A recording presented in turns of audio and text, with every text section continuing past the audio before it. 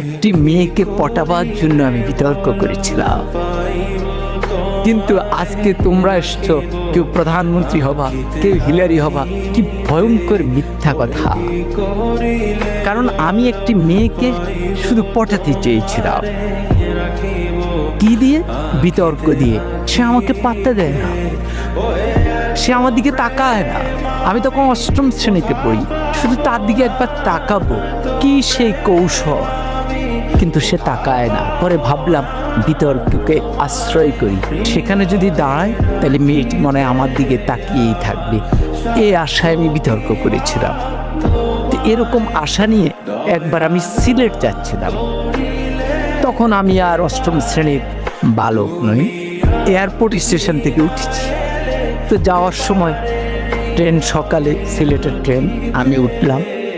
উঠে আমার সিটে গেলাম, দেখি আমার একটি সিট, সামনে আরেকটি সিট, মানে ডাবল ডাবল না। পরে কেউ আসে না, পরে একটি মেয়ে আসে এবং মেয়েটি সামনে বসার পর আমি একটু সতেজ হয়ে গেলাম। পুরুষের মন তো। পরে মেয়েটি দেখলাম সাদা গাউন পরা, আমি বুঝলাম সে সিলেট মেডিকেল।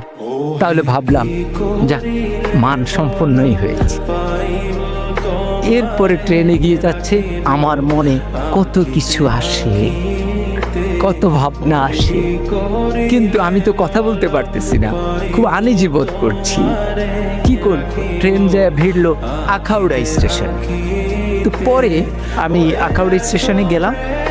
যাওয়ার পর হঠাৎ আমি তো মেয়েটার দিকে তাকানোর চেষ্টাই করি, কিন্তু মেয়েটা করে কিনা আমি ঠিক বুঝি না।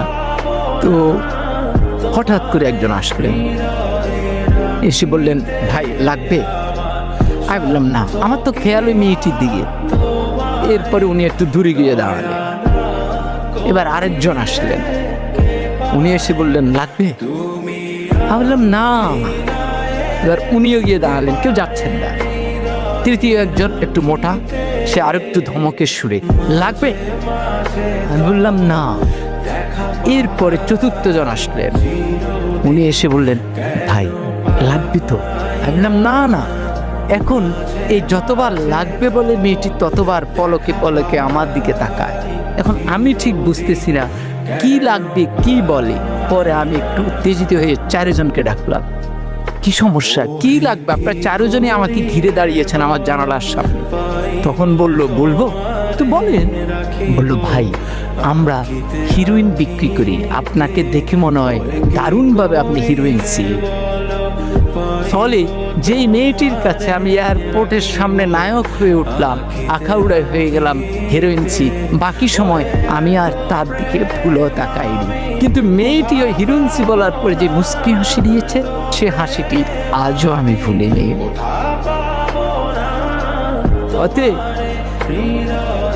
অতএব বিতর্ক ঠিক এই জায়গায়, ওই সূক্ষ্ম হাসিটি সুন্দরভাবে মনে রাখবার জন্য আজকে আমরা তোমাদেরকে ডেকেছি। জোর করে মেয়েটিকে উঠিয়ে নেওয়ার জন্য নয়, তার ওই সুন্দর হাসি নিয়ে আমি আমার জীবন পার করে দিচ্ছি। বিতর্ক আমাকে এই জায়গায় শিক্ষাটা দিয়েছে। বুঝতে পেরেছো?